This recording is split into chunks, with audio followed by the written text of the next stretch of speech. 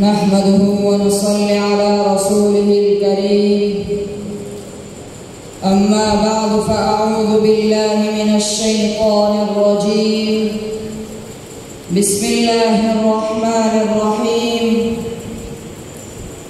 اقرأ باسم ربك الذي خلق خلق الإنسان من علق اقرأ وربك الأكرم الذي علم بالقلم علم الإنسان ما لم يعلم. صدق الله العظيم.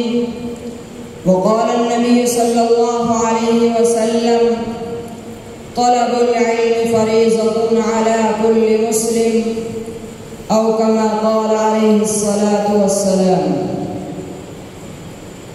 ہر طرف تیرگی تھی نہ تھی روشنی، ہر طرف تیرگی تھی نہ تھی روشنی، آپ آئے تو سب کو ملی روشنی.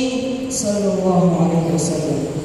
اسوہ مصطفیٰ کی یہ تعریف ہے، اسوہ مصطفیٰ کی یہ تعریف ہے. روشنی روشنی روشنی روشنی، خلقت اولین خاتم المرسلین، خلقت اولین خاتم المرسلین. آپ پہلی کرن آخری روشنی.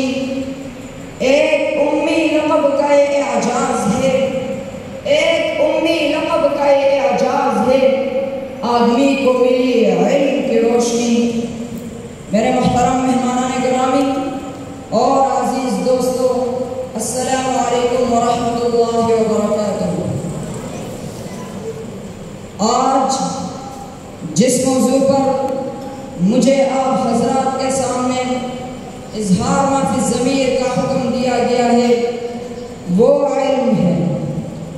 علم ایک ایسا موضوع ہے کہ جس پر اگر بولنا شروع کیا جائے تو انتہا ممکن نہیں، اور اگر لکھنے کا آغاز کیا جائے تو شاید کتابوں کے جلدوں کی جلدیں بھر جائیں. تو اس مختصر سے وقت میں آپ حضرات کے سامنے علم کی فرضیت اور اہمیت کے بارے میں کچھ معروضات پیش کرنا چاہوں گا. میرے عزیز دوستو، علم کے معنی جاننے اور آگاہی کے ہیں. اللہ تعالیٰ کے اپنے بندوں پر بے حد احسانات ہیں، جن میں سے ایک احسان علم ہے جو اس نے اپنے بندوں کو عطا کیا ہے. رسول اللہ صلی اللہ علیہ وسلم کا ارشاد ہے: طلب العلم فریضۃ علی کل مسلم، یعنی علم کا حاصل کرنا ہر مسلمان، چاہے وہ مرد ہو یا عورت، سب پر فرض ہے.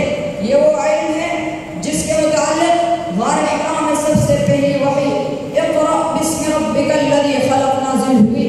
علم وہ عظیم نعمت ہے جس کے متعلق خود علام الغیوب نے رب زدنی علما کی دعا سکھائی.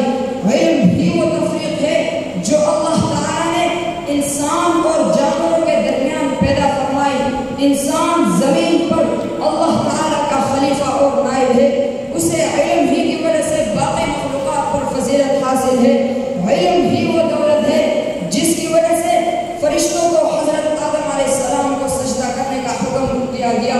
تو ان باتوں سے واضح ہو جاتا ہے کہ علم ہی انسان کے لیے عظمت کی بنیاد اور مینار نور ہے. نبی کریم صلی اللہ علیہ وسلم نے اپنے بارے میں ارشاد فرمایا: انما بعثت معلما، بے شک میں معلم بنا کر بھیجا گیا ہوں. اور آپ صلی اللہ علیہ وسلم صبح و شام یہ دعا مانگا کرتے تھے: اللہم انی اسألک علما نافعا، کہ اللہ میں تجھ سے نفع دینے والا علم کا سوال کرتا ہوں. سامعین گرامی، آج ہم نے سمجھ لیا ہے کہ اگر ہم نے دینی علم حاصل کرنا ہے تو عصری علم کو چھوڑنا پڑے گا، اور اگر عصری تعلیم حاصل کرنی ہے تو دینی علم سیکھا ہی نہیں جا سکتا.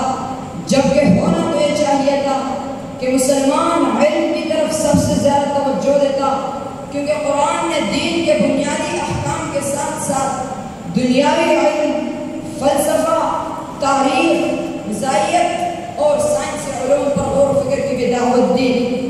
حضرت نبی کریم صلی اللہ علیہ وسلم نے ارشاد فرمایا اطلب العلم من المہد الی اللحد، یعنی ماں کی گود سے لے کر قبر کی آغوش تک علم حاصل کرو۔ اور آپ صلی اللہ علیہ وسلم نے یہ بھی فرمایا کہ مومن علم سے کبھی سیر نہیں ہوتا۔